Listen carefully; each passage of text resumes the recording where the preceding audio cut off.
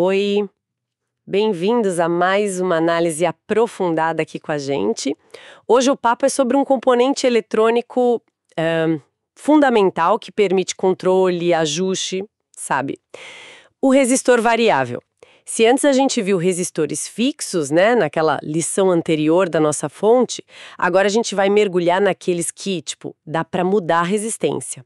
Nossa conversa hoje se baseia na lição 2 sobre eletrônica básica. É um material bem didático e o objetivo aqui é, desvendar o que são esses caras, como eles funcionam por dentro, os tipos principais, onde a gente encontra eles no dia a dia, porque, nossa, eles estão em todo lugar, né? Quem nunca mexeu no volume do som ou na luz do dimmer? Então, são eles, potenciômetros trim-pots. Ok, vamos tentar entender isso melhor. Passo a bola para você. Opa, vamos lá. É isso mesmo. São componentes, essenciais para a gente interagir com os equipamentos e também para calibrar circuitos internamente. Diferente dos fixos, que tem aquele valor e pronto, os variáveis dão essa flexibilidade, né? Mudar a resistência para controlar volume, tonalidade, brilho, ou fazer ajustes finos que ficam lá dentro do aparelho. Entendi. Faz todo sentido. E essa nossa fonte destaca 2 tipos principais, né? Os potenciômetros e os trim-pots. Vamos começar pelos potenciômetros. Aqueles que a gente geralmente vê nos painéis, sabe? Que são feitos para a gente ficar mexendo mesmo. Eles têm até uns símbolos específicos nos esquemas, né?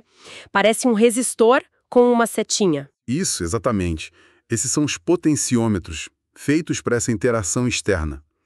Por dentro, o mecanismo é bem interessante, sabe? Imagina uma pista, tipo um caminho, feito de um material resistivo. Pode ser carbono, que é o mais comum, ou um fio enroladinho. E aí tem uma pecinha que desliza em cima dessa pista, que a gente chama de cursor. Normalmente tem 3 terminais. 2 ficam nas pontas dessa pista, vamos chamar de A e B, e o terceiro está ligado nesse cursor que se move. Quando você move o cursor, por exemplo, do A para o B, a resistência entre o terminal A e o cursor vai aumentando. E, ao mesmo tempo, a resistência entre o terminal B e o cursor vai diminuindo.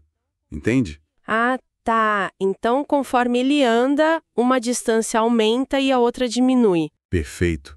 E o ponto-chave é a resistência total entre as pontas A e B, que é o valor nominal do potenciômetro, essa não muda.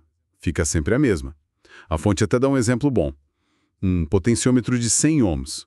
Se você medir entre A e B, sempre vai dar 100 ohms. Mas se você medir do A até o cursor, pode variar de 0 a 100. E do B até o cursor, varia de 100 a 0. É como se o cursor dividisse essa resistência total. Nossa, que sacada! Agora a mecânica ficou bem mais clara. E você falou que podem ser de carbono ou de fio. Tem diferença no uso? Tem sim. Os de carbono são os mais comuns para aplicações gerais. Os de fio enrolado, eles são mais robustos, sabe? Eles aguentam mais corrente elétrica, dissipam mais calor. Então você vai ver em aplicações que exigem um pouco mais de potência. A figura 3 da fonte mostra um desses. Legal. E os formatos também variam, né? Tem o clássico, que a gente gira, redondo, mas tem também aqueles deslizantes, né? Que a gente empurra para cima e para baixo, tipo mesa de som. Os faders. Sim, exatamente. Rotativos e deslizantes, ou slide. A escolha depende muito do projeto do aparelho, do espaço, da função. E tem mais variações ainda. Tem potenciômetro duplo, por exemplo. São 2 montados juntos, controlados pelo mesmo eixo. Perfeito para som estéreo, para ajustar os 2 canais de uma vez. A figura 5A mostra isso. Ah, sim. Para não ficar um lado mais alto que o outro. E eu lembro, nos rádios antigos, tinham um botão que você girava um pouquinho, dava um clique, ligava e depois controlava o volume. Era um potenciômetro também. Isso, é outra variação bacana. Potenciômetro com chave liga-desliga integrada. Bem no comecinho do giro, ele aciona um interruptor. Era muito comum, prático e economizava um botão no painel. Figura 5B. Poxa, quanta coisa num componente só. Mas e os trim-pots? A fonte fala deles como se fossem os potenciômetros mais escondidos, para ajuste interno. Exato. Os trim-pots, ou Trimmer Potential Meters, são isso. A função é a mesma, variar a resistência. mas eles são feitos para ajustes finos, que ficam lá dentro do circuito. São pequenininhos, geralmente ajustados com uma chavinha de fenda bem pequena, tipo na figura 6. A ideia é que o técnico ajuste na fábrica ou numa manutenção e ele fica lá quietinho naquela posição por um tempão. Não é para a gente ficar mexendo toda hora. Entendi, é para calibrar o circuito e deixar lá. E parece que tem um tipo especial de trim-pod para quem precisa de uma precisão absurda, né? Os multivoltas, figura 7. Sim, os trim-pods multivoltas são fantásticas para isso. Neles, o cursor não anda direto com o giro. Tem um mecanismo tipo parafuso sem fim lá dentro. Para fazer o cursor ir de uma ponta a outra da pista resistiva, você precisa dar várias voltas completas no parafuso de ajuste. 10, 20 voltas, às vezes mais. Isso dá uma resolução, nossa, muito maior. Permite um ajuste extremamente preciso. Essencial em instrumentos de medida, equipamentos médicos, de comunicação, onde qualquer errinho faz diferença. Uau, isso é precisão de verdade. É impressionante a gama de opções. E tanto para potenciômetro quanto para trim-pod, os valores de resistência variam muito, né? A fonte fala desde poucos ohms até mais de 4,7 mega-ohms. É uma faixa enorme. Cobre praticamente qualquer necessidade de ajuste que você possa imaginar no circuito. Agora, tem uma parte que eu achei super interessante na fonte. A diferença entre as curvas de variação linear, que eles chamam de lin, e logarítmica, a log. Por que isso importa tanto? Não é só variar a resistência? Essa diferença é crucial. Impacta totalmente como a gente percebe o controle. Vamos lá. O linear, o lin, nele, a relação entre o quanto você mexe no botão, seja girando ou deslizando, e a mudança na resistência é, linear, proporcional. Se você girar o eixo até a metade, a resistência medida entre o cursor e uma ponta vai ser mais ou menos metade da resistência total.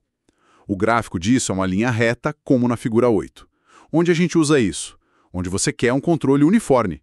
Ajustar o brilho de uma tela, por exemplo, ou a velocidade de um motorzinho de forma gradual. Ok, lin faz sentido.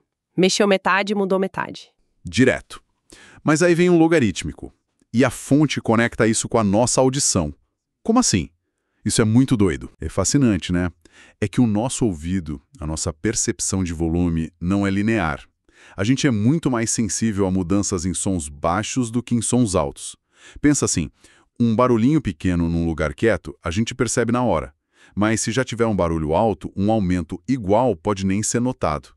A curva que descreve essa sensibilidade do ouvido humano é parecida com uma curva logarítmica, tipo a da figura 9 da fonte. Caramba! Então, o pessoal da engenharia, muito esperto, pensou, vamos fazer um potenciômetro que siga essa curva. Nasceram os potenciômetros logarítmicos, ou log. Neles, a resistência não varia de forma reta. No começo do curso, quando o volume está baixo, o movimento pequeno no botão muda pouco a resistência. Isso te dá um controle mais fino justamente onde a gente percebe mais as diferenças. Conforme você aumenta o volume, o mesmo movimento no botão causa uma mudança maior na resistência. Ele meio que compensa a nossa audição. Peraí, então usar um potenciômetro log pro volume faz o ajuste parecer mais natural pra gente. Tipo, mais suave, acompanhando como a gente realmente ouve. Exatamente. A sensação é que o volume aumenta de forma mais uniforme para o nosso ouvido. Não aquele pulo rápido no começo e depois quase nada muda. Por isso que potenciômetro log é o padrão para controle de volume em praticamente tudo que é áudio. Amplificador, rádio, mesa de som. É um exemplo perfeito de tecnologia se adaptando à nossa biologia. Que sensacional! Isso muda completamente como eu olho para um simples botão de volume agora. E claro, tanto linear quanto log podem ser rotativos ou deslizantes, né? Sim, o formato não depende da curva. E olha, existem até outras curvas mais específicas para aplicações industriais ou científicas, mas linear e log são as mais comuns disparado. Muito claro agora. Bom, e pensando nos problemas do dia a dia, a fonte tem aquela seção Saiba Mais que fala disso. O que acontece se um bicho desses falha? Como a gente percebe? Falhas acontecem. O mais óbvio é perder o controle, né? O volume não muda, ou só funciona em alguns pontos. Fica intermitente. Outro sintoma clássico, especialmente em áudio e com tempo de uso, é o ruído. Sabe aquele barulho de arranho, um chiado ou estalo que só aparece quando você mexe no botão? Sei. Aquele crec-crec. Esse mesmo. É um sinal típico de problema no potenciômetro.